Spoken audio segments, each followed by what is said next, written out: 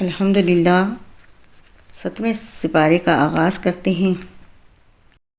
بسم اللہ الرحمن الرحیم۔ تعارف سورۃ الانبیاء۔ اس سورت کا بنیادی مقصد اسلام کے بنیادی عقائد یعنی توحید، رسالت اور آخرت کا اثبات ہے، اور ان عقائد کے خلاف کفار مکہ جو اعتراضات اٹھایا کرتے تھے، اس سورت میں ان کا جواب بھی دیا گیا ہے۔ حضرت صلی اللہ علیہ وسلم کی نبوت پر ان لوگوں کا ایک اعتراض یہ تھا کہ ایک ہم جیسے انسان کو پیغمبر بنا کر کیوں بھیجا گیا ہے؟ اس کے جواب میں فرمایا گیا ہے کہ انسانوں کے پاس انسان ہی کو پیغمبر بنا کر بھیجنا مناسب تھا۔ اس زمن میں بہت سے پچھلے پیغمبروں کا حوالہ دیا گیا ہے کہ وہ سب انسان ہی تھے، اور انہوں نے اپنی اپنی قوموں کو انہی عقائد کی تعلیم دی تھی جو حضرت محمد مصطفیٰ صلی اللہ علیہ وسلم کے عقائد ہیں۔ انبیاء کرام کے اسی حوالے کی بنا پر اس سورت کا نام سورۃ الانبیاء رکھا گیا ہے۔ سورۃ الانبیاء یہ سورت مکی ہے اور اس میں 112 آیتیں اور 7 رکوع ہیں۔ بسم اللہ الرحمن الرحیم۔ شروع اللہ کے نام سے جو سب پر مہربان ہے، بہت مہربان ہے۔ اقترب للناس حسابهم وهم فی غفلۃ معرضون۔ لوگوں کے لیے ان کے حساب کا وقت قریب آ پہنچا ہے، اور وہ ہیں کہ غفلت کی حالت میں منہ پھیرے ہوئے ہیں۔ جب کبھی ان کے پروردگار کی طرف سے نصیحت کی کوئی نئی بات ان کے پاس آتی ہے تو وہ اسے مذاق بنا بنا کر اس حالت میں سنتے ہیں کہ ان کے دل فضولیات میں منہمک ہوتے ہیں، اور یہ ظالم چپکے چپکے ایک دوسرے سے سرگوشی کرتے ہیں کہ جو یہ شخص یعنی محمد صلی اللہ علیہ وسلم تمہیں جیسا ایک انسان نہیں تو اور کیا ہے؟ کیا پھر بھی تم سوچتے بوجھتے جادو کی بات سننے جاؤ گے؟ پیغمبر نے جواب میں کہا کہ آسمان اور زمین میں جو کچھ کہا جاتا ہے میرا پروردگار اس سب کو جانتا ہے، وہ ہر بات سنتا ہے، ہر چیز سے باخبر ہے۔ یہی نہیں بلکہ ان لوگوں نے یہ بھی کہا کہ یہ قرآن بے جوڑ خوابوں کا مجموعہ ہے، بلکہ یہ ان صحاب نے خود گھڑ لیا ہے، بلکہ یہ ایک شاعر ہیں۔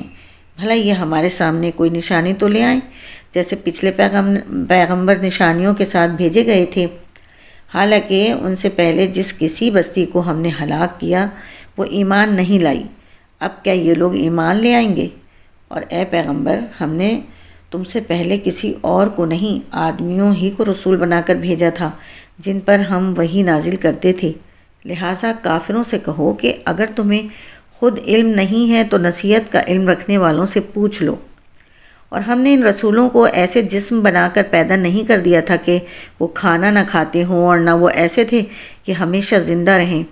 پھر ہم نے ان سے جو وعدہ کیا تھا اسے سچا کر دکھایا کہ ان کو بھی بچا لیا، اور ان کے علاوہ جن کو ہم نے چاہا ان کو بھی، اور جو لوگ حد سے گزر چکے تھے انہیں ہلاک کر دیا۔ اب ہم نے تمہارے پاس ایک ایسی کتاب اتاری ہے جس میں تمہارے لیے نصیحت ہے، کیا پھر بھی تم نہیں سمجھتے؟ اور ہم نے کتنی بستیوں کو پیس ڈالا جو ظالم تھیں، اور ان کے بعد ہم نے دوسری نسلیں پیدا کی۔ چنانچہ جب انہوں نے ہمارے عذاب کی آہٹ پائی تو وہ ایک دم وہاں سے بھاگنے لگے۔ ان سے کہا گیا بھاگو مت اور واپس جاؤ اپنے انہی مکانات اور اسی عیش و عشرت کے سامان کی طرف جس کے مزے تم لوٹ رہے تھے، شاید تم سے کچھ پوچھا جائے۔ وہ کہنے لگے ہائے ہماری کمبختی، سچی بات یہ ہے کہ ہم لوگ ہی ظالم تھے۔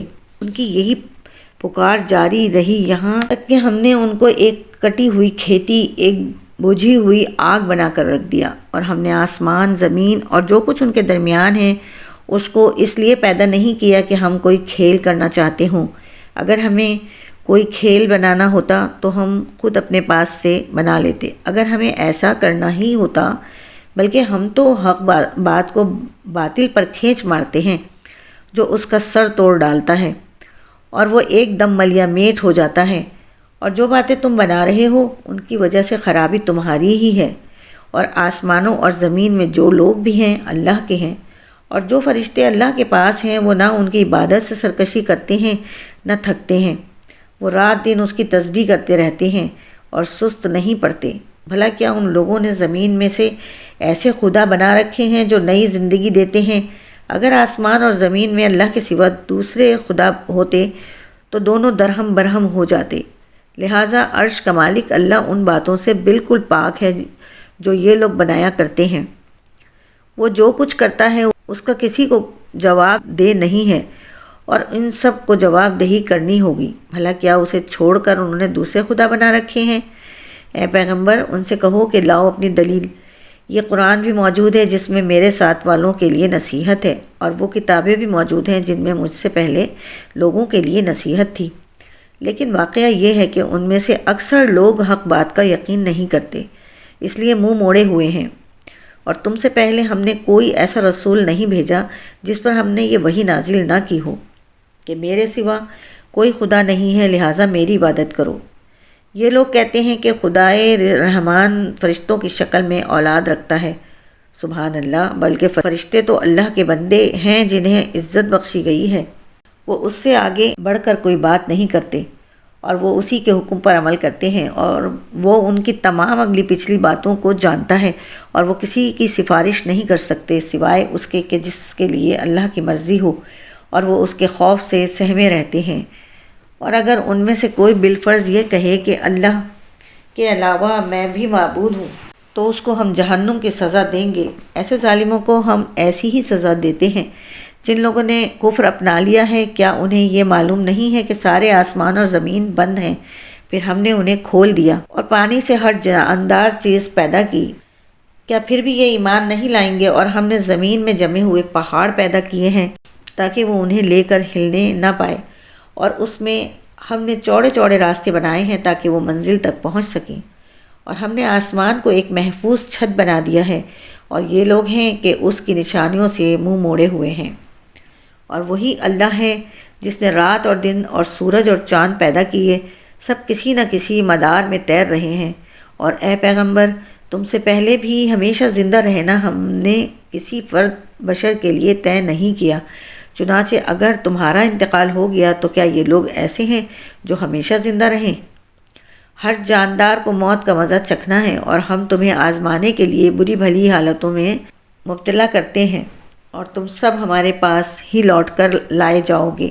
اور جن لوگوں نے کفر اپنا رکھا ہے وہ جب تمہیں دیکھتے ہیں تو اس کے سوا ان کا کوئی کام نہیں ہوتا کہ وہ تمہارا مذاق بنانے لگتے ہیں، اور کہتے ہیں کیا یہی صحاب ہیں جو تمہارے خداؤں کا ذکر کیا کرتے ہیں؟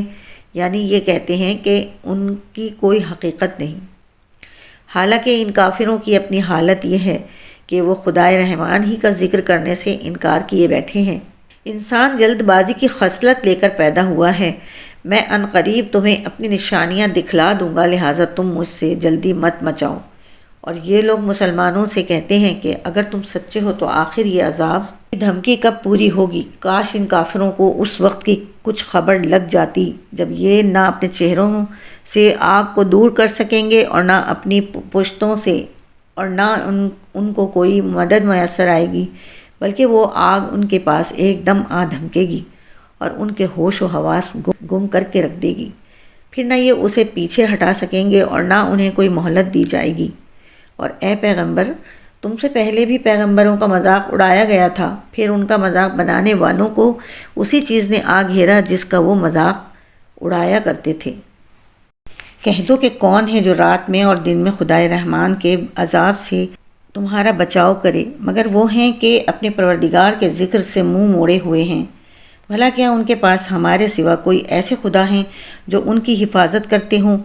وہ تو خود اپنی مدد نہیں کر سکتے، اور نہ ہمارے مقابلے میں کوئی ان کا ساتھ دے سکتا ہے، بلکہ معاملہ یہ ہے کہ ہم نے ان کو اور ان کے آباء و اجداد کو سامان عیش عطا کیا، یہاں تک کہ اسی حالت میں ان پر ایک عمر گزر گئی۔ بھلا کیا انہیں یہ نظر نہیں آتا کہ ہم زمین کو اس کے مختلف کناروں سے گھٹاتے چلے آ رہے ہیں، پھر کیا وہ غالب آ جائیں گے؟ کہہ دو کہ میں تو تمہیں وحی کے ذریعے ڈراتا ہوں، لیکن بہرے لوگ ایسے ہیں کہ جب انہیں ڈرایا جاتا ہے تو وہ کوئی پکار نہیں سنتے، اور اگر تمہارے پروردگار کے عذاب کا ایک جھونکا بھی انہیں چھو جائے تو یہ کہہ اٹھیں گے کہ ہائے ہماری کمبختی، واقعی ہم لوگ ظالم تھے، اور ہم قیامت کے دن ایسی ترازویں لا رکھیں گے جو سراپا انصاف ہوں گی، چنانچہ کسی پر کوئی ظلم نہیں ہوگا، اور اگر کوئی عمل رائی کے دانے کے برابر بھی ہوگا تو ہم اسے سامنے لے آئیں گے، اور حساب لینے کے لیے ہم کافی ہیں۔ اور ہم نے موسیٰ اور ہارون کو حق و باطل کا ایک معیار، ہدایت کی ایک روشنی اور ان متقی لوگوں کے لیے نصیحت کا سامان عطا کیا تھا جو دیکھے بغیر اپنے پروردگار سے ڈریں اور جن کو قیامت کی گھڑی کا خوف لگا ہوا ہو۔ اور اب یہ قرآن برکتوں والا پیغام نصیحت ہے جو ہم نے نازل کیا ہے، کیا پھر بھی تم اسے ماننے سے انکار کرتے ہو؟ اور اس سے پہلے ہم نے ابراہیم کو وہ سمجھ بوجھ عطا کی تھی جو ان کے لائق تھی، اور ہم انہیں خوب جانتے تھے۔ وہ وقت یاد کرو جب انہوں نے اپنے باپ اور اپنی قوم سے کہا تھا کہ یہ کیا مورتیں ہیں جن کے آگے تم دھرنا دیے بیٹھے ہو؟ وہ بولے کہ ہم نے اپنے باپ دادوں کو ان کی عبادت کرتے ہوئے پایا ہے۔ ابراہیم نے کہا، حقیقت یہ ہے کہ تم بھی اور تمہارے باپ دادے بھی کھلی گمراہی میں مبتلا ہیں۔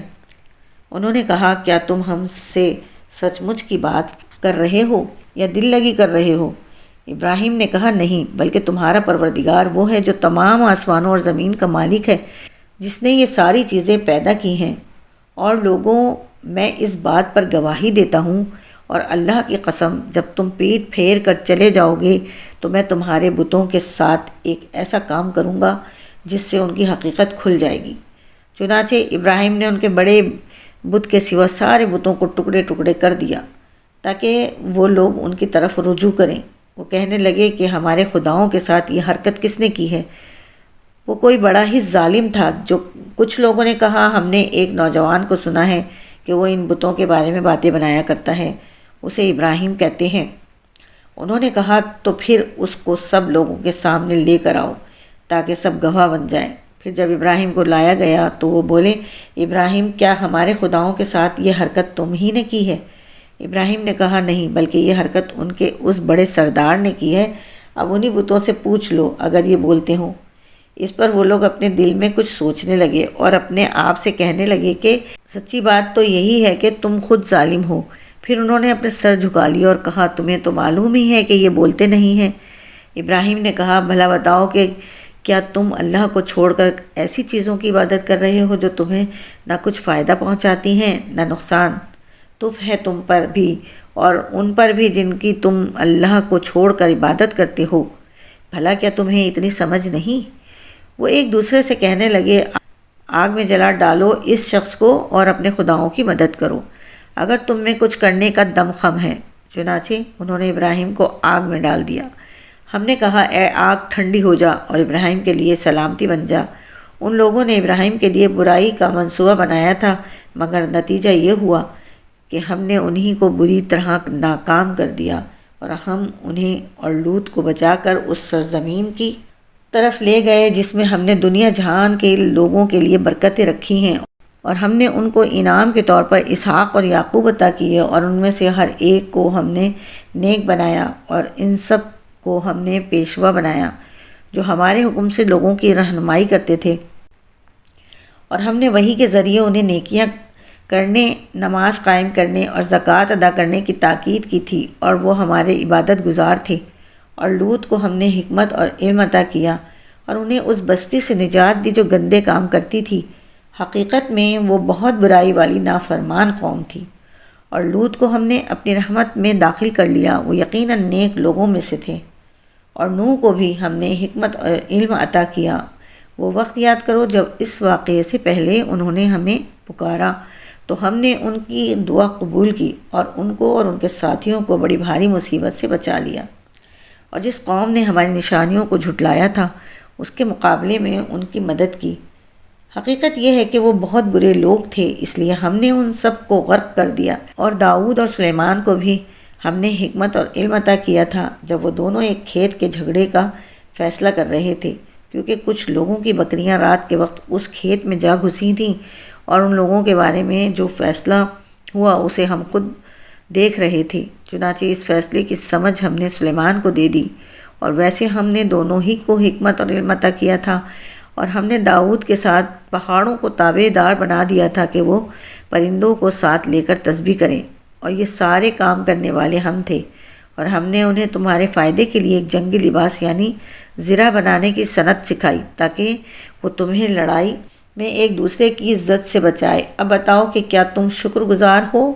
اور ہم نے تیز چلتی ہوئی ہوا کو سلیمان کے تابع کر دیا تھا جو ان کے حکم سے اس سرزمین کی طرف چلتی تھی جس میں ہم نے برکتیں رکھی ہیں، اور ہمیں ہر بات کا پورا پورا علم ہے، اور کچھ ایسے شریر جنات بھی ہم نے ان کے تابع کر دیے تھے جو ان کی خاطر پانی میں غوطے لگاتے تھے اور اس کے سوا اور بھی کام کرتے تھے، اور ان سب کی دیکھ بھال کرنے والے ہم تھے۔ اور ایوب کو دیکھو، جب انہوں نے اپنے پروردگار کو پکارا کہ مجھے یہ تکلیف لگ گئی ہے اور تو سارے رحم کرنے والوں سے بڑھ کر رحم کرنے والا ہے، پھر ہم نے ان کی دعا قبول کی اور انہیں جو تکلیف لاحق تھی اسے دور کر دیا، اور ان کو ان کے گھر والے بھی دیے اور ان کے ساتھ اتنے ہی لوگ اور بھی، تاکہ ہماری طرف سے رحمت کا مظاہرہ ہو اور عبادت کرنے والوں کو ایک یادگار سبق ملے۔ اور اسماعیل اور ادریس اور ذوالکفل کو دیکھو، یہ سب صبر کرنے والوں میں سے تھے اور ان کو ہم نے اپنی رحمت میں داخل کر لیا تھا، یقیناً ان کا شمار نیک لوگوں میں ہے۔ اور مچھلی والے پیغمبر یعنی یونس علیہ السلام کو دیکھو، جب وہ خفا ہو کر کھڑے ہوئے تھے اور یہ سمجھے تھے کہ ہم ان کی کوئی پکڑ نہیں کریں گے، پھر انہوں نے اندھیریوں میں سے آواز لگائی کہ یا اللہ، تیرے سوا کوئی معبود نہیں، تو ہر عیب سے پاک ہے، بے شک میں قصوروار ہوں۔ اس پر ہم نے ان کی دعا قبول کی اور انہیں گھٹن سے نجات عطا کی، اور اسی طرح ہم ایمان رکھنے والوں کو نجات دیتے ہیں۔ اور زکریہ کو دیکھو، جب انہوں نے اپنے پروردگار کو پکارا تھا کہ یا رب، مجھے اکیلا نہ چھوڑیے اور آپ سب سے بہتر وارث ہیں، چنانچہ ہم نے ان کی دعا قبول کی اور ان کو یحییٰ جیسا بیٹا عطا کیا اور ان کی خاطر ان کی بیوی کو اچھا کر دیا۔ یقیناً یہ لوگ بھلائی کے کاموں میں تیزی دکھاتے تھے اور ہمیں شوق اور رعب کے عالم میں پکارتے رہتے تھے، اور ان کے دل ہمارے آگے جھکے ہوئے تھے۔ اور اس خاتون کو دیکھو جس نے اپنی عصمت کی حفاظت کی تھی، پھر ہم نے اس کے اندر اپنی روح پھونکی اور انہیں ان کے بیٹے کو دنیا جہان کے لوگوں کے لیے ایک نشانی بنا دیا۔ لوگوں، یقین رکھو کہ یہ دین جس کی یہ تمام انبیاء دعوت دیتے رہے ہیں تمہارا دین ہے، جو ایک ہی دین ہے، اور میں تمہارا پروردگار ہوں، لہٰذا تم میری عبادت کرو۔ اور لوگوں نے اپنے دین کو آپس میں ٹکڑے ٹکڑے کر کے بانٹ لیا، مگر سب ہمارے پاس لوٹ کر آنے والے ہیں۔ پھر جو مومن بن کر نیک عمل کرے گا تو اس کی کوشش کی ناقدری نہیں ہوگی، اور ہم اس کی کوشش کو لکھتے جاتے ہیں۔ اور جس کسی بستی کے لوگوں کو ہم نے ہلاک کیا ہے، اس کے لیے ناممکن ہے کہ وہ پلٹ کر دنیا میں آ جائیں، یہاں تک کہ جب یاجوج اور ماجوج کو کھول دیا جائے گا اور وہ ہر بلندی سے پھسلتے نظر آئیں گے اور سچا وعدہ پورا ہونے کا وقت قریب آ جائے گا، تو اچانک حالت یہ ہوگی کہ جن لوگوں نے کفر اپنا لیا تھا ان کی آنکھیں پھٹی کی پھٹی رہ جائیں گی، اور وہ کہیں گے کہ ہائے ہماری کمبختی، ہم اس چیز سے بالکل ہی غفلت میں تھے، بلکہ ہم نے بڑے ستم ڈھائے تھے۔ اے شرک کرنے والو، یقین رکھو کہ تم اور جن کی تم اللہ کی کو چھوڑ کر عبادت کرتے ہو، وہ سب جہنم کا ایندھن ہے، تمہیں اسی جہنم میں جا اترنا ہے۔ اگر یہ واقعی خدا ہوتے تو اس جہنم میں نہ جاتے، اور سب کے سب اس میں ہمیشہ رہیں گے، وہاں ان کی چیخیں نکلیں گی اور وہاں وہ کچھ نہیں سن سکیں گے۔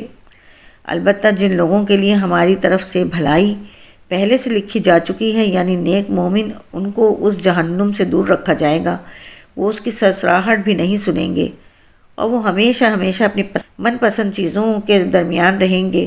ان کو وہ قیامت کی سب سے بڑی پریشانی غمگین نہیں کرے گی، اور فرشتے ان کا یہ کہہ کر استقبال کریں گے کہ یہ تمہارا وہ دن ہے جس کا تم سے وعدہ کیا جاتا تھا۔ اس دن کا دھیان رکھو جب ہم آسمان کو اس طرح لپیٹ دیں گے جیسے کاغذوں کے تومار میں تحریریں لپیٹ دی جاتی ہیں۔ جس طرح ہم نے پہلی بار تخلیق کی ابتدا کی تھی، اسی طرح ہم اسے دوبارہ پیدا کر دیں گے۔ یہ ایک وعدہ ہے جسے پورا کرنے کا ہم نے ذمہ لیا ہے، ہمیں یقیناً یہ کام کرنا ہے۔ اور ہم نے زبور میں نصیحت کے بعد یہ لکھ دیا تھا کہ زمین کے وارث میرے نیک بندے ہوں گے۔ بے شک اس قرآن میں عبادت گزار لوگوں کے لیے کافی پیغام ہے، اور اے پیغمبر، ہم نے تمہیں سارے جہانوں کے لیے رحمت ہی رحمت بنا کر بھیجا ہے۔ کہہ دو کہ مجھ پر تو یہی وحی آتی ہے کہ تمہارا خدا بس ایک ہی خدا ہے، تو کیا تم اطاعت قبول کرتے ہو؟ پھر بھی اگر یہ لوگ منہ موڑیں تو کہہ دو کہ میں نے تمہیں علل اعلان خبردار کر دیا ہے، اور مجھے یہ معلوم نہیں ہے کہ جس سزا کا تم سے وعدہ کیا جا رہا ہے وہ قریب ہے یا دور۔ بے شک اللہ وہ باتیں بھی جانتا ہے جو بلند آواز سے کہی جاتی ہیں، اور وہ باتیں بھی جانتا ہے جو تم چھپاتے ہو، اور میں نہیں جانتا، شاید سزا میں یہ تاخیر تمہارے لیے ایک آزمائش ہے اور کسی خاص وقت کے لیے مزے کرنے کا موقع دینا ہے۔ آخرکار پیغمبر نے کہا کہ اے میرے پروردگار، حق کا فیصلہ کر دیجئے، اور ہمارا پروردگار بڑی رحمت والا ہے، اور جو باتیں تم بناتے ہو ان کے مقابلے میں اسی کی مدد درکار ہے۔ الحمدللہ سورہ انبیاء کا ترجمہ یہاں اختتام کو پہنچا۔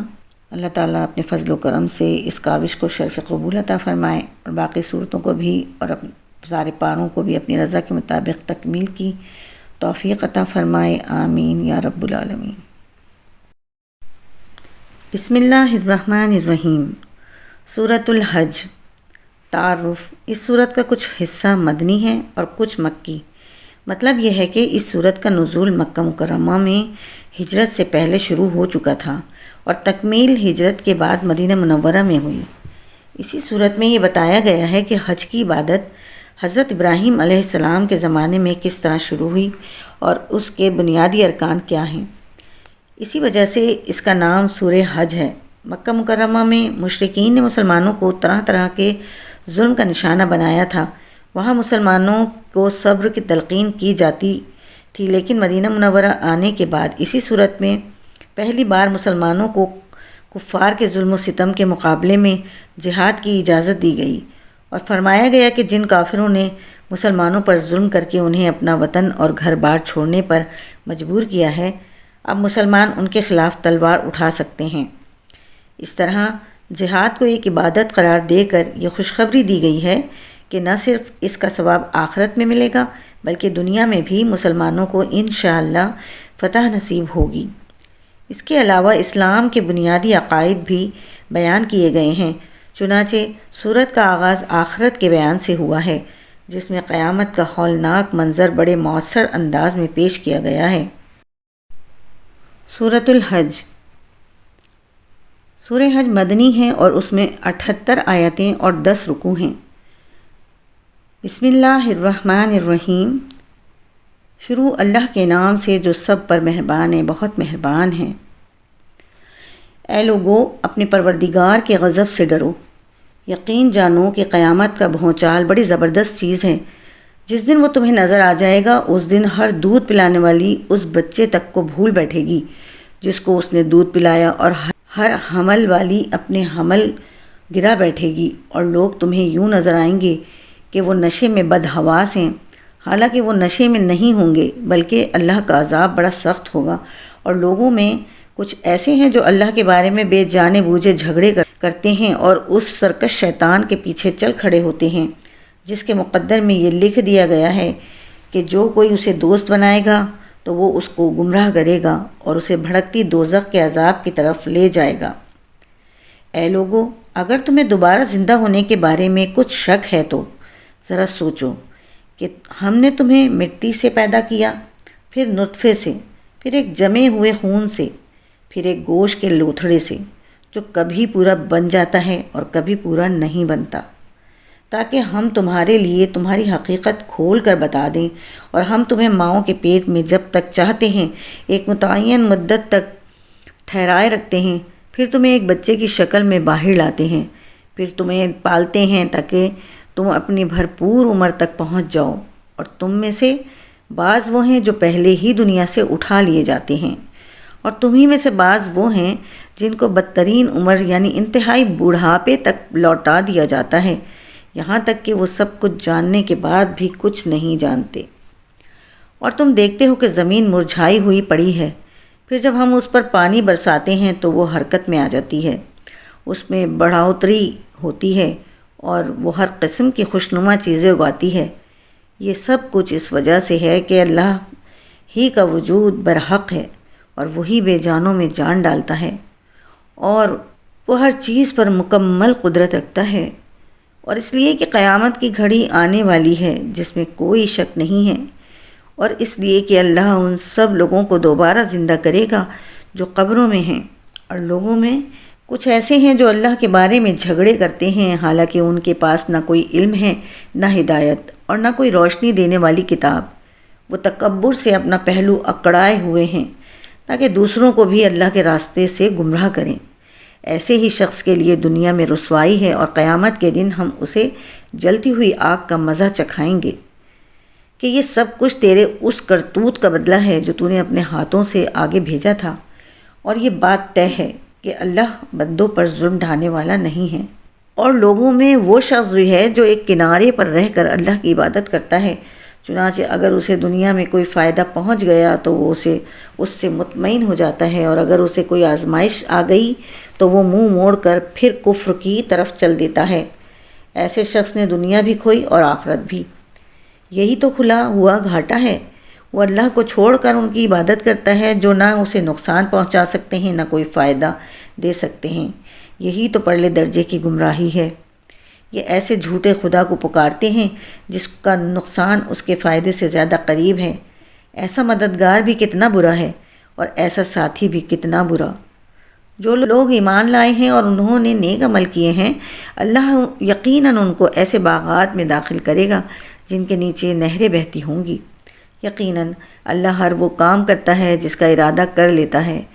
جو شخص یہ سمجھتا تھا کہ اللہ دنیا اور آخرت میں اس پیغمبر کی مدد نہیں کرے گا تو وہ آسمان تک ایک رسی تان کر رابطہ کاٹ ڈالے، پھر دیکھے کہ کیا اس کی یہ تدبیر اس کی جھنجھلاہٹ دور کر سکتی ہے۔ اور ہم نے اس قرآن کو کھلی کھلی نشانیوں کی صورت میں اسی طرح اتارا ہے، اور اللہ جس کو چاہتا ہے ہدایت دیتا ہے۔ بلا شبہ مومن ہوں یا یہودی یا صابی ہوں یا نصرانی اور مجوسی یا وہ جنہوں نے شرک اختیار کیا ہے، اللہ قیامت کے دن ان سب کے درمیان فیصلہ کرے گا۔ یقیناً اللہ ہر چیز کا گواہ ہے۔ کیا تم نے نہیں دیکھا کہ اللہ کے آگے وہ سب سجدہ کرتے ہیں جو آسمانوں میں ہیں اور وہ سب جو زمین میں ہیں، نیز سورج اور چاند اور ستارے اور پہاڑ اور درخت اور جانور اور بہت سے انسان بھی، اور بہت سے ایسے بھی ہیں جن پر عذاب طے ہو چکا ہے، اور جسے اللہ ذلیل کر دے کوئی نہیں ہے جو اسے عزت دے سکے۔ یقیناً اللہ وہی کرتا ہے جو چاہتا ہے۔ یہ مومن اور کافر دو فریق ہیں جنہوں نے اپنے پروردگار کے بارے میں ایک دوسرے سے جھگڑا کیا ہے۔ اب اس کا فیصلہ اس طرح ہوگا کہ جن لوگوں نے کفر اپنایا ہے ان کے لیے آگ کے کپڑے تراشے جائیں گے، ان کے سروں کے اوپر سے کھولتا ہوا پانی چھوڑا جائے گا جس سے ان کے پیٹ کے اندر کی چیزیں اور کھالیں گل جائیں گی، اور ان کے لیے لوہے کے ہتھوڑے ہوں گے۔ جب کبھی تکلیف سے تنگ آ کر وہ اس سے نکلنا چاہیں گے تو انہیں پھر اسی میں لوٹا دیا جائے گا کہ چکھو جلتی آگ کا مزہ۔ دوسری طرف جو لوگ ایمان لائے ہیں اور جنہوں نے نیک کام کیے ہیں، اللہ ان کو ایسی جنتوں میں داخل کرے گا جن کے نیچے سے نہریں بہتی ہوں گی، جہاں انہیں سونے کے کنگنوں اور موتیوں سے سجایا جائے گا اور جہاں ان کا لباس ریشم ہوگا۔ اور وجہ یہ ہے کہ ان لوگوں کی رسائی پاکیزہ بات یعنی کلمہ توحید تک ہو گئی تھی، اور وہ اس خدا کے راستے تک پہنچ گئے تھے جو ہر تعریف کا مستحق ہے۔ بے شک وہ لوگ سزا کے لائق ہیں جنہوں نے کفر اپنا لیا ہے اور جو دوسروں کو اللہ کے راستے سے اور اس مسجد حرام سے روکتے ہیں جسے ہم نے لوگوں کے لیے ایسا بنایا ہے کہ اس میں وہاں کے باشندے اور باہر سے آنے والے سب برابر ہیں، اور جو کوئی شخص اس میں ظلم کر کے ٹیڑھی راہ نکالے گا ہم اسے دردناک عذاب کا مزہ چکھائیں گے۔ اور یاد کرو وہ وقت جب ہم نے ابراہیم کو گھر یعنی خانہ کعبہ کی جگہ بتا دی تھی اور یہ ہدایت دی تھی کہ میرے ساتھ کسی کو شریک نہ ٹھہرانا، اور میرے گھر کو ان لوگوں کے لیے پاک رکھنا جو یہاں طواف کریں اور عبادت کے لیے کھڑے ہوں اور رکوع سجدے بجا لائیں، اور لوگوں میں حج کا اعلان کر دو کہ وہ تمہارے پاس پیدل آئیں اور دور دراز کے راستوں سے سفر کرنے والی ان اونٹنیوں پر سوار ہو کر آئیں جو لمبے سفر سے دبلی ہو گئی ہوں، تاکہ وہ ان فوائد کو آنکھوں سے دیکھیں جو ان کے لیے رکھے گئے ہیں، اور متعین دنوں میں ان چوپایوں پر اللہ کا نام لیں جو اللہ نے انہیں عطا کیے ہیں۔ چنانچہ مسلمانوں ان جانوروں میں سے خود بھی کھاؤ اور تنگ دست محتاج کو بھی کھلاؤ۔ پھر حج کرنے والے لوگوں کو چاہیے کہ وہ اپنا میل کچیل دور کریں اور اپنی منتیں پوری کریں اور اس بیت عتیق کا طواف کریں۔ یہ ساری باتیں یاد رکھو، اور جو شخص ان چیزوں کی تعظیم کرے گا جن کو اللہ نے حرمت دی ہے تو اس کے حق میں یہ عمل اس کے پروردگار کے نزدیک بہت بہتر ہے۔ سارے مویشی تمہارے لیے حلال کر دیے گئے ہیں سوائے ان جانوروں کے جن کی تفصیل تمہیں پڑھ کر سنا دی گئی ہے۔ لہٰذا بتوں کی گندگی سے اور جھوٹی بات سے اس طرح بچ کر رہو کہ تم یکسوئی کے ساتھ اللہ کی طرف رخ کیے ہوئے ہو، اس کے ساتھ کسی کو شریک نہ مانتے ہو، اور جو شخص اللہ کے ساتھ کسی کو شریک ٹھہرائے تو گویا وہ آسمان سے گر پڑا، پھر یا تو پرندے اسے اچک لے جائیں یا ہوا اسے کہیں دور دراز کی جگہ لا پھینکے۔ یہ ساری باتیں یاد رکھو، اور جو شخص اللہ کے شعائر کی تعظیم کرے تو یہ بات دلوں کے تقوی سے حاصل ہوتی ہے۔ تمہیں ایک معین وقت تک ان جانوروں سے فوائد حاصل کرنے کا حق ہے، پھر ان کے حلال ہونے کی منزل اسی قدیم گھر یعنی خانہ کعبہ کے آس پاس ہے، اور ہم نے ہر امت کے لیے قربانی اس غرض کے لیے مقرر کی ہے کہ وہ ان مویشیوں پر اللہ کا نام لیں جو اللہ نے انہیں عطا فرمائے ہیں، لہٰذا تمہارا خدا بس ایک ہی خدا ہے، چنانچہ تم اسی کی فرما برداری کرو، اور خوشخبری سنا دو ان لوگوں کو جن کے دل اللہ کے آگے جھکے ہوئے ہیں، جن کا حال یہ ہے کہ جب ان کے سامنے اللہ کا ذکر کیا جاتا ہے تو ان کے دلوں پر رعب طاری ہو جاتا ہے، اور جو اپنے اوپر پڑنے والی ہر مصیبت پر صبر کرنے والے ہیں اور نماز کو قائم کرنے والے ہیں، اور جو رزق ہم نے انہیں دیا ہے اس میں سے اللہ کے راستے میں خرچ کرتے ہیں، اور قربانی کے اونٹ اور گائیں کو ہم نے تمہارے لیے اللہ کے شعائر میں شامل کیا ہے، تمہارے لیے ان میں بھلائی ہے، چنانچہ جب وہ ایک قطار میں کھڑے ہوں ان پر اللہ کا نام لو، پھر جب ذبح ہو کر ان کے پہلو زمین پر گر جائیں تو ان کے گوشت میں سے خود بھی کھاؤ اور ان محتاجوں کو بھی کھلاؤ جو صبر سے بیٹھے ہوئے ہیں، اور ان کو بھی جو اپنی حاجت ظاہر کریں، اور ان جانوروں کو ہم نے اسی طرح تمہارے تابع بنا دیا ہے تاکہ تم شکر گزار بنو۔ اللہ کو نہ ان کا گوشت پہنچتا ہے نہ ان کا خون، لیکن اس کے پاس تمہارا تقوی پہنچتا ہے۔ اس نے یہ جانور اسی طرح تمہارے تابع بنا دیے ہیں تاکہ تم اس بات پر اللہ کی تکبیر کرو کہ اس نے تمہیں ہدایت عطا فرمائی، اور جو لوگ خوش اسلوبی سے نیک عمل کرتے ہیں انہیں خوشخبری سنا دو، بے شک اللہ ان لوگوں کا دفاع کرے گا جو ایمان لے آئے ہیں۔ یقین جانو کہ اللہ کسی دغاباز ناشکرے کو پسند نہیں کرتا۔ جن لوگوں سے جنگ کی جا رہی ہے انہیں اجازت دی جاتی ہے کہ وہ اپنے دفاع میں لڑیں، کیونکہ ان پر ظلم کیا گیا ہے، اور یقین رکھو کہ اللہ ان کی فتح دلانے پر پوری طرح قادر ہے۔ یہ وہ لوگ ہیں جنہیں صرف اتنی بات پر اپنے گھروں سے ناحق نکالا گیا ہے کہ انہوں نے یہ کہا تھا کہ ہمارا پروردگار اللہ ہے، اور اگر اللہ لوگوں کے گروہ کے شر کو دوسرے کے ذریعے دفع نہ کرتا رہتا تو خانقاہیں اور کلیسا اور عبادت گاہیں اور مسجدیں جن میں اللہ کا کثرت سے ذکر کیا جاتا ہے سب مسمار کر دی جاتیں، اور اللہ ضرور ان لوگوں کی مدد کرے گا جو اس کے دین کی مدد کریں گے۔ بلا شبہ اللہ بڑی قوت والا، بڑے اقتدار والا ہے۔ یہ ایسے لوگ ہیں کہ اگر ہم انہیں زمین میں اقتدار بخشیں تو وہ نماز قائم کریں اور زکوٰۃ ادا کریں اور لوگوں کو نیکی کی تاکید کریں اور برائی سے روکیں، اور تمام کاموں کا انجام اللہ ہی کے قبضے میں ہے۔ اور اے پیغمبر، اگر یہ لوگ تمہیں جھٹلاتے ہیں تو ان سے پہلے نوح کی قوم اور عاد و سمود کی قومیں بھی اپنے اپنے پیغمبروں کو جھٹلا چکی ہیں، نیز ابراہیم کی قوم اور لوط کی قوم اور مدین کے لوگ بھی اور موسیٰ کو بھی جھٹلایا گیا تھا، چنانچہ ان کافروں کو میں نے کچھ ڈھیل دی پھر انہیں پکڑ میں لے لیا، اب دیکھ لو کہ میری پکڑ کیسی تھی۔ غرض کتنی بستیاں تھیں جن کو ہم نے اس وقت ہلاک کیا جب وہ ظلم کر رہی تھیں، چنانچہ وہ اپنی چھتوں کے بل گر پڑی ہیں، اور کتنے ہی کنویں جو اب بیکار ہوئے پڑے ہیں، اور کتنے پکے بنے ہوئے محل جو کھنڈر بن چکے ہیں۔ تو کیا یہ لوگ زمین میں چلے پھرے نہیں ہیں جس سے انہیں وہ دل حاصل ہوتے جو انہیں سمجھ دے سکتے، یا ایسے کان حاصل ہوتے جن سے وہ سن سکتے؟ حقیقت یہ ہے کہ آنکھیں اندھی نہیں ہوتیں بلکہ وہ دل اندھے ہو جاتے ہیں جو سینوں کے اندر ہیں۔ اور یہ لوگ تم سے عذاب جلدی لانے کا مطالبہ کرتے ہیں، حالانکہ اللہ اپنے وعدے کی ہرگز خلاف ورزی نہیں کرے گا۔ اور یقین جانو کہ تمہارے رب کے یہاں کا ایک دن تمہاری گنتی کے مطابق 1000 سال کی طرح کا ہوتا ہے، اور کتنی ہی بستیاں ایسی تھیں جنہیں میں نے مہلت دی تھی اور وہ ظلم کرتی رہیں، پھر میں نے انہیں پکڑ میں لے لیا، اور سب کو آخرکار میرے پاس ہی لوٹنا ہوگا۔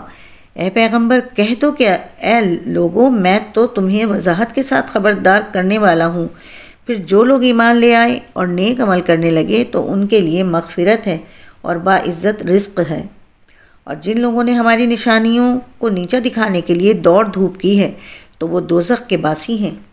اور اے پیغمبر، تم سے پہلے ہم نے جب بھی کوئی رسول یا نبی بھیجا تو اس کے ساتھ یہ واقعہ ضرور ہوا ہے کہ جب اس نے اللہ کا کلام پڑھا تو شیطان نے اس کے پڑھنے کے ساتھ ہی کفار کے دلوں میں کوئی رکاوٹ ڈال دی۔ پھر جو رکاوٹ شیطان ڈالتا ہے اللہ اسے دور کر دیتا ہے، پھر اپنی آیتوں کو زیادہ مضبوط کر دیتا ہے، اور اللہ بڑے علم کا، بڑی حکمت کا مالک ہے۔ یہ شیطان نے رکاوٹ اس لیے ڈالی تاکہ جو رکاوٹ شیطان نے ڈالی تھی اللہ اسے ان لوگوں کے لیے فتنہ بنا دے جن کے دلوں میں روگ ہے اور جن کے دل سخت ہیں، اور یقین جانو کہ یہ ظالم لوگ مخالفت میں بہت دور چلے گئے ہیں۔ اور اس رکاوٹ کو اللہ تعالیٰ نے اس لیے دور کیا تاکہ جن لوگوں کو علم عطا ہوا ہے وہ جان لیں کہ یہی کلام برحق ہے جو تمہارے پروردگار کی طرف سے آیا ہے، پھر وہ اس پر ایمان لائیں اور ان کے دل اس کے آگے جھک جائیں۔ اور یقین رکھو کہ اللہ ایمان والوں کو سیدھے راستے کی ہدایت دینے والا ہے۔ اور جن لوگوں نے کفر اپنا لیا ہے وہ اس کلام کی طرف سے برابر شک ہی میں پڑے رہیں گے، یہاں تک کہ ان پر اچانک قیامت آ جائے یا ایسے دن کا عذاب ان تک آ پہنچے جو ان کے لیے کسی بھلائی کو جنم دینے کی صلاحیت سے خالی ہوگا۔ بادشاہی اس دن اللہ کی ہوگی، وہ ان کے درمیان فیصلہ کرے گا۔ چنانچہ جو لوگ ایمان لائے ہیں اور انہوں نے نیک عمل کیے ہیں وہ نعمتوں کے باغات میں ہوں گے، اور جن لوگوں نے کفر اپنا لیا ہے اور ہماری آیتوں کو جھٹلایا ہے تو ایسے لوگوں کے لیے ذلت والا عذاب ہوگا۔ اور جن لوگوں نے اللہ کے راستے میں ہجرت کی پھر قتل کر دیے گئے یا ان کا انتقال ہو گیا تو اللہ انہیں ضرور اچھا رزق دے گا، اور یقین رکھو کہ اللہ ہی بہترین رزق دینے والا ہے۔ وہ انہیں ضرور ایسی جگہ پہنچائے گا جس سے وہ خوش ہو جائیں گے، اور اللہ یقیناً ہر بات جاننے والا بڑا بردبار ہے۔ یہ بات تو طے ہے، اور آگے یہ بھی سن لو کہ جس شخص نے کسی کو بدلے میں اتنی ہی تکلیف پہنچائی جتنی اس کو پہنچائی گئی تھی، اس کے بعد پھر اس سے زیادتی کی گئی تو اللہ اس کی ضرور مدد کرے گا۔ یقین رکھو کہ اللہ بہت معاف کرنے والا، بہت بخشنے والا ہے۔ یہ اس لیے کہ اللہ کی قدرت اتنی بڑی ہے کہ وہ رات کو دن میں داخل کر دیتا ہے اور دن کو رات میں داخل کر دیتا ہے، اور اس لیے کہ اللہ ہر بات سنتا، ہر چیز دیکھتا ہے۔ یہ اس لیے کہ اللہ ہی حق ہے اور یہ لوگ اسے چھوڑ کر جن چیزوں کی عبادت کرتے ہیں وہ سب باطل ہیں، اور اللہ ہی وہ ہے جس کی شان بھی اونچی ہے، رتبہ بھی بڑا ہے۔ کیا تم نے نہیں دیکھا کہ اللہ نے آسمان سے پانی اتارا جس سے زمین سرسبز ہو جاتی ہے؟ حقیقت یہ ہے کہ اللہ بڑا مہربان، ہر بات سے باخبر ہے۔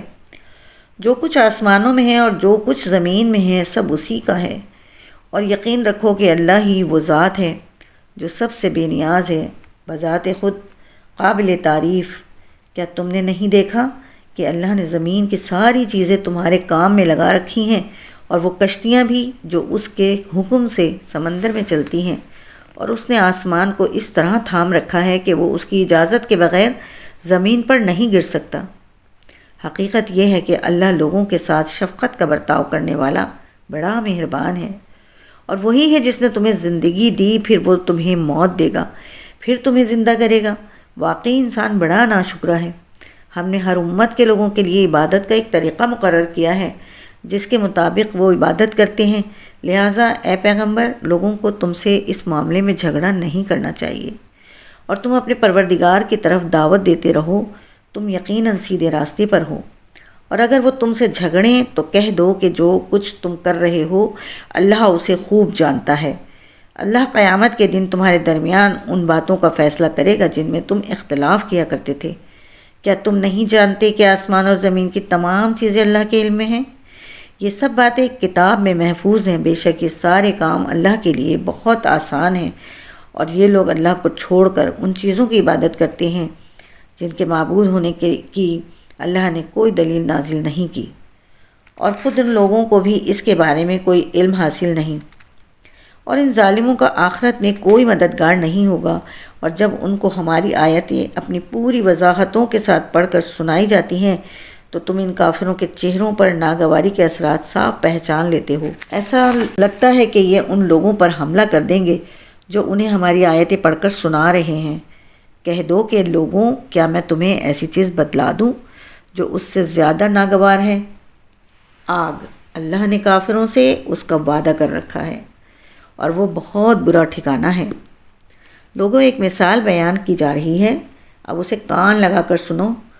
تم لوگ اللہ کو چھوڑ کر جن جن کو دعا کے لیے پکارتے ہو، وہ ایک مکھی بھی پیدا نہیں کر سکتے، چاہے اس کام کے لیے سب کے سب اکٹھے ہو جائیں، اور اگر مکھی ان سے کوئی چیز چھین کر لے جائے تو وہ اس سے چھڑا بھی نہیں سکتے۔ ایسا دعا مانگنے والا بھی بودا، اور جس سے دعا مانگی جا رہی ہے وہ بھی۔ ان لوگوں نے اللہ کی ٹھیک ٹھیک قدر ہی نہیں پہچانی۔ حقیقت یہ ہے کہ اللہ قوت کا بھی مالک ہے، اقتدار کا بھی مالک۔ اللہ فرشتوں میں سے بھی اپنا پیغام پہنچانے والے منتخب کرتا ہے، اور انسانوں میں سے بھی۔ یقیناً اللہ ہر بات سنتا، ہر چیز دیکھتا ہے۔ وہ ان کے آگے اور پیچھے کی ساری باتوں کو جانتا ہے، اور اللہ ہی پر تمام معاملات کا دار و مدار ہے۔ اے ایمان والو، رکوع کرو اور سجدہ کرو، اور اپنے پروردگار کی بندگی کرو اور بھلائی کے کام کرو تاکہ تمہیں فلاح حاصل ہو، اور اللہ کے راستے میں جہاد کرو جیسا کہ جہاد کا حق ہے۔ اس نے تمہیں اپنے دین کے لیے منتخب کر لیا ہے، اور تم پر دین کے معاملے میں کوئی تنگی نہیں رکھی۔ اپنے باپ ابراہیم کے دین کو مضبوطی سے تھام لو۔ اس نے پہلے بھی تمہارا نام مسلم رکھا تھا، اور اس قرآن میں بھی، تاکہ یہ رسول تمہارے لیے گواہ بنے اور تم دوسرے لوگوں کے لیے گواہ بنو۔ لہٰذا نماز قائم کرو اور زکوٰۃ ادا کرو، اور اللہ کو مضبوطی سے تھامے رکھو۔ وہ تمہارا رکھوالا ہے، دیکھو کتنا اچھا رکھوالا اور کتنا اچھا مددگار۔ صدق اللہ العظیم۔ اللہ تعالیٰ کے کرم اور اس کی عطا سے 17ویں پارے اور سورۃ الحج کا اختتام ہوا۔ میرے پڑھنے میں جو غلطیاں ہوئی ہوں، اللہ تعالیٰ انہیں معاف فرمائے اور میرے پڑھنے کو قبول و مقبول فرمائے، آمین یا رب العالمین۔